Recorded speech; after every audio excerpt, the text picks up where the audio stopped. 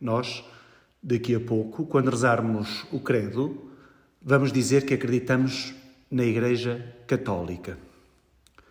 Católica não significa uma igreja dos católicos e para os católicos. A palavra católico, ou católica, que vem do grego, significa universal. Por isso, quando nós dizemos que acreditamos na Igreja Católica, é uma igreja aberta a todos. Como, aliás, o Papa Francisco teve a oportunidade de dizer quando esteve em Portugal, no Santuário de Fátima.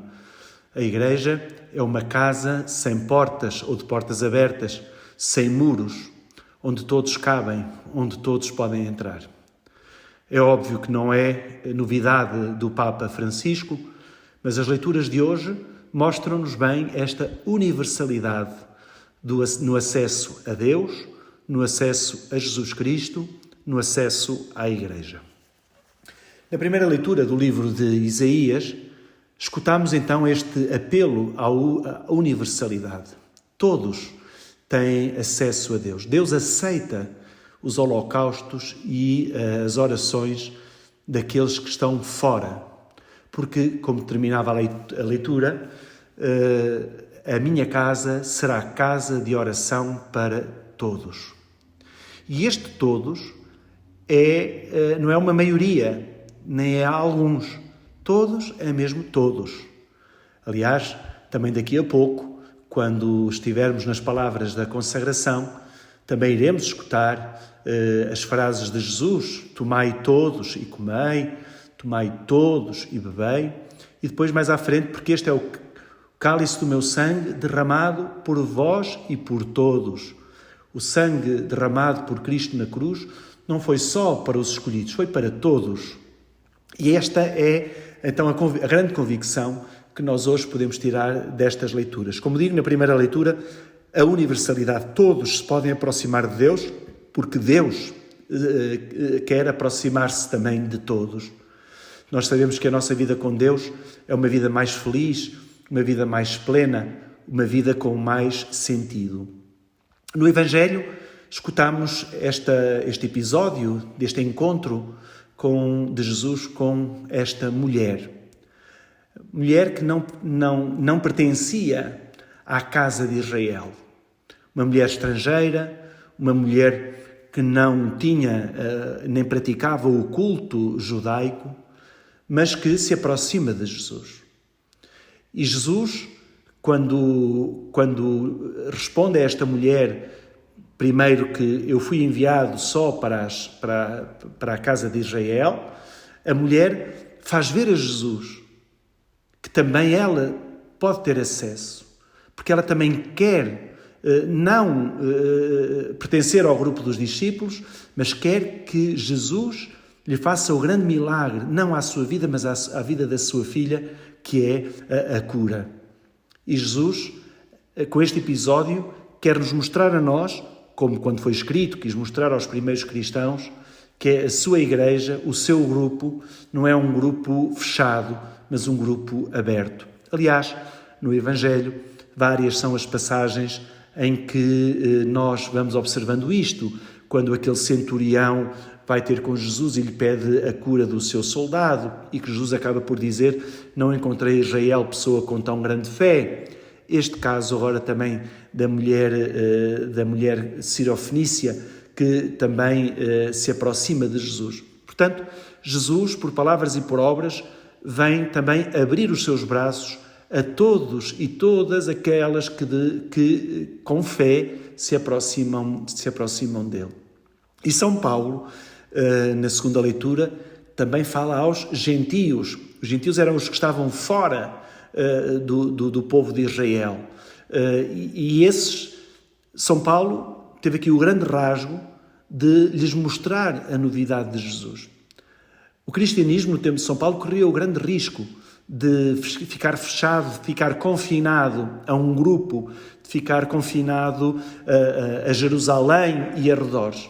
É São Paulo que tem esta visão missionária de levar Jesus a outros povos e a outras línguas, de passar à Macedónia e, como diz a tradição, de chegar até aqui às Espanhas. Nós podemos dizer hoje com alguma segurança que se somos cristãos, é graças à pregação de São Paulo e ao seu zelo missionário de levar a mensagem de Jesus a todos. Mas eu gostava de refletir ainda convosco sobre o Evangelho, um aspecto importante que me parece que não podemos hoje deixar ficar para trás.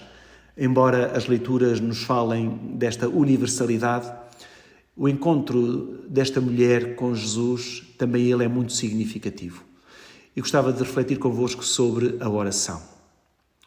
Porque o primeiro apelo que a mulher faz a Jesus é verdadeiramente uma oração. Jesus, Filho de Deus vivo, tem piedade de mim, porque a minha filha vive atormentada. Isto é uma oração, é a verdadeira oração. Então esta passagem do Evangelho diz que nós devemos rezar. E dever rezar não é uma coisa que os padres mandam porque mandam. Ou rezo porque é bonito, rezo porque tenho medo que me aconteça alguma coisa. Isso seria uma falsa oração. A oração é uma ligação com Deus e de Deus para comigo. E esta união é o mais bonito que pode haver na nossa relação com Deus. Por isso é que nós dizemos que rezar é falar com Deus.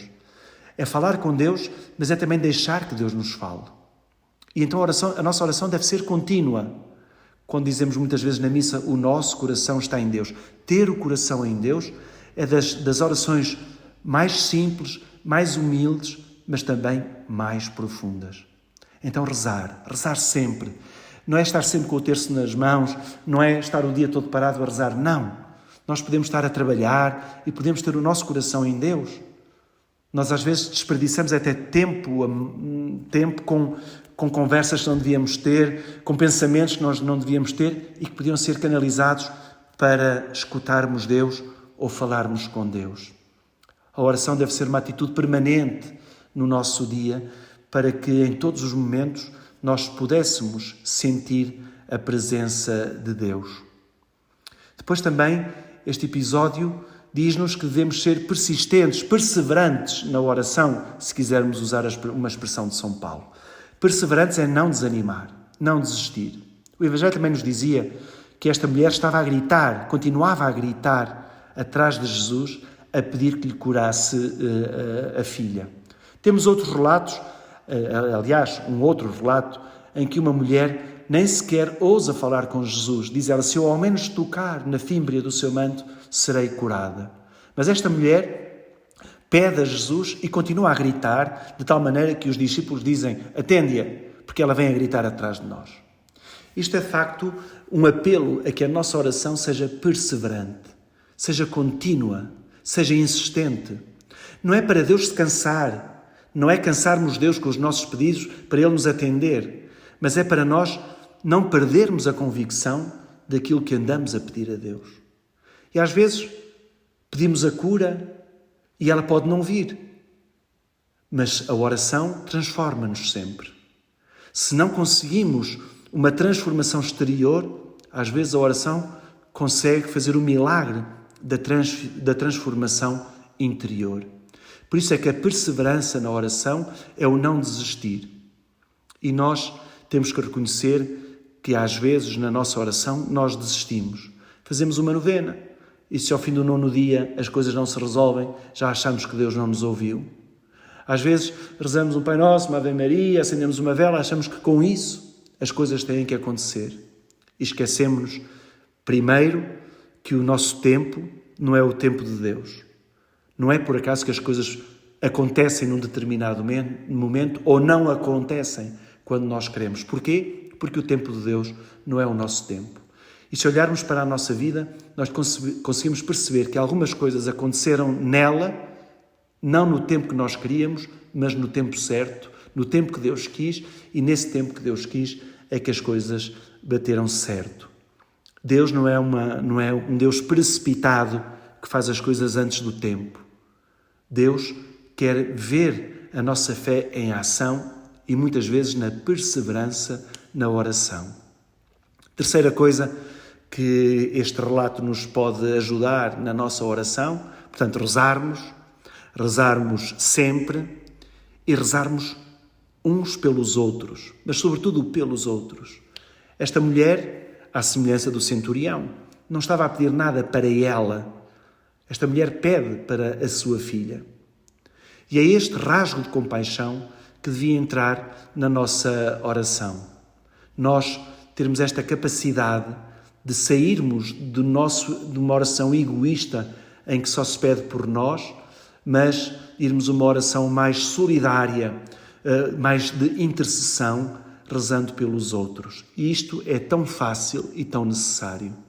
Rezarmos por uma pessoa com quem nos cruzamos, rezarmos por uma pessoa de quem soubemos que está doente, rezarmos por uma pessoa que ouvimos dizer que está a passar um mau bocado. É certo que se nós pudermos aproximar-nos dela, isso também já é oração, porque também sabemos que a melhor oração é amar. É uma boa ação, é uma oração em ato. Mas não dispensa que nós possamos interceder por essa pessoa.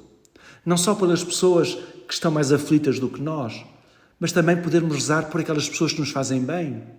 Quando eu estou doente e vou ao médico e um médico me passa bons medicamentos, eu tenho a obrigação de rezar por aquele médico. Não interessa se ele tem fé ou se não tem fé, não tenho que lhe dizer, mas rezar por aquele médico.